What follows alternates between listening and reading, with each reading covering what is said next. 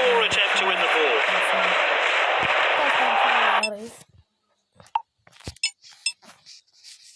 Mana agar o'yindan chiqib ketsalar, o'yin oxirigacha tugatmasa, cho'ri bo'lib qoladi. Agar 90 soniya ichida 1-1 bo'lib qolsa, 2 marta ekstra time beradi, 15 soniyadan ekstra time beradi. 120 soniyadan keyin 215 ga 90 120 soniyadan keyin penaltilar bo'ladi, 5 ta 5 ta. Agar penaltilar ham teng ketayotgan bo'lsa, yana beraveradi penalti. Kimdir yutqazib qolguncha.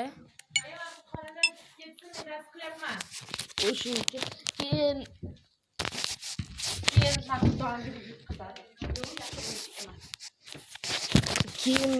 mana bu yoqda zo'rlash chiqqanlaringiz bilinishi mumkin. Mana bu yoqdan har xillarga chiqadilar. Men tilladan mana bu siyoh rangga chiqdim. Xo'sh, men Ameteurga chiqdim. Ameteurga chiqqanman. Hammasi Ameteurmi shunaqa ekan-ku. Keyin mana bu yoqdan hozir mana bu eng oxirgisini bossak, drop hissini bossalaringiz kubiklaringiz ko'rinadi. Mana men kubiklarim kam, lekin bor. Xo'sh, divisiondan 2 ta olganman. Dilsa Ameteurdan 1 ta olganman. Men Dilsa Akademiydan 1 ta olganman. Dilsa Kubdan 2 ta olganman.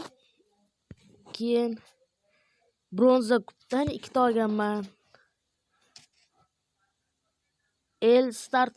Dilsa El Start matchdan 5 ta olganman. Nimaga bunaqa berishlari hamma o'yinlaringizda hozir ko'rsatib chiqaman.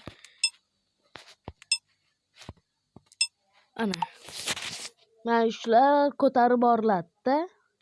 Qancha maydon kattaroq qilsalaringiz, mana bular bo'lib ketadi. Keyin mana bularni o'ynashlaringiz mumkin bo'ladi. Division 1, Division 2, Division 3, Division 4, Ameteor Division, Akademiy Division o'shalarni o'ynab chiqishlaringiz mumkin bo'ladi. Agar dilsa full bo'lsa, maydoningiz full bo'lsa, legendarniy divizionga ham o'tish mumkin, 100% o'tadi.